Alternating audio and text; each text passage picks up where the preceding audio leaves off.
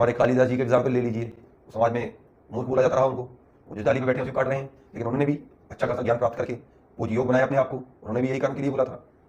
अब जैसे उन्होंने एक दोहा बोला था इसमें कि कृत कृत अभ्यास ते जड़मत होई सुजान और असली आवत जात थे सिल पर परत निशान, कि जब मूंज की रस्सी बार बार एक पत्थर को घिसेगी तो उसमें भी निशान पड़ जाते हैं। तो जड़ बुद्धि भी हो, कम बुद्धि वाला हो, कम स्मृति वाला हो, जब उस एक अध्ययन करेगा, चाहे वो साइंस का हो, फिजिक्स केमिस्ट्री मैथ्स का हो, या वो आध्यात्मिक हो, वो बार बार उसको चिंतन करेगा, बार बार अध्ययन करेगा और डेली करेगा कई वर्षों तक, तो वो भी ज्ञानी हो जाएगा। तो अब वो जन्म से तो मूर्ख था, लेकिन उसने कर्म से अपने भाग्य को रौंद दिया, भस्म कर दिया उसने अपने भाग्य को।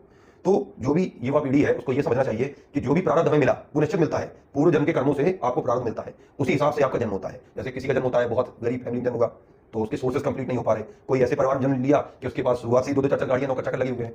तो पूर्व जन्मों के कर्म, कोई बहुत अच्छे पूजा पाठ घर में पैदा हो गया, कोई राक्षस प्रवृत्ति के घर में पैदा हुआ, तो पूर्व जन्मों का जो कर्म है वो आपके नए जन्म में जुड़ता है। उसी को आप कहते हैं भाग्य प्रारब्ध। या केवल भाग्य पे बैठ जाना, भाग्य को लेकर बैठ जाना, कर्म नहीं करना, तो व्यक्ति एकदम पशु वृत्ति हो गया। पशु कभी नया कर्म नहीं करता। नया कर्म करके भाग्य को भस्म करके आगे बढ़ने की जो क्षमता, जो शक्ति है, वो केवल मनुष्य को प्राप्त है।